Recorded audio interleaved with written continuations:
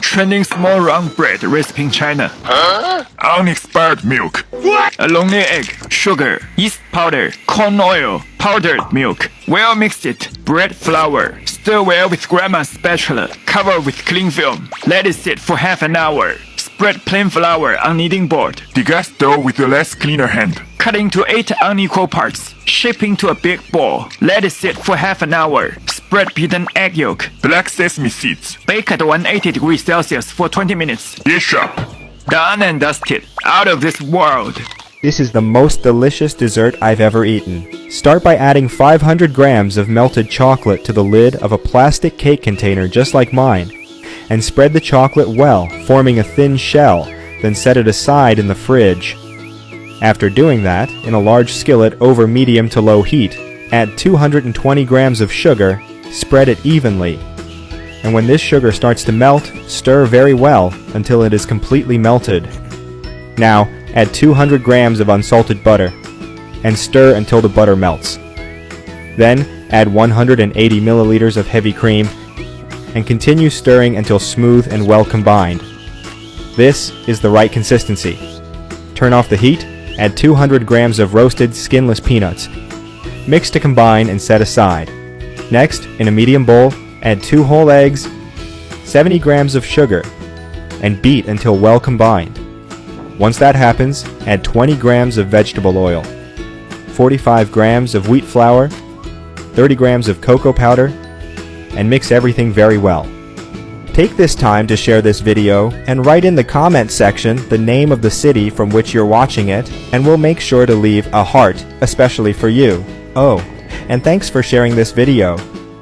Finally, add 10 grams of baking powder, mix once more, transfer this batter to a round baking pan lined with non-stick baking paper, take to a preheated oven at 180 degrees Celsius, 350 degrees Fahrenheit, and bake for 20 minutes.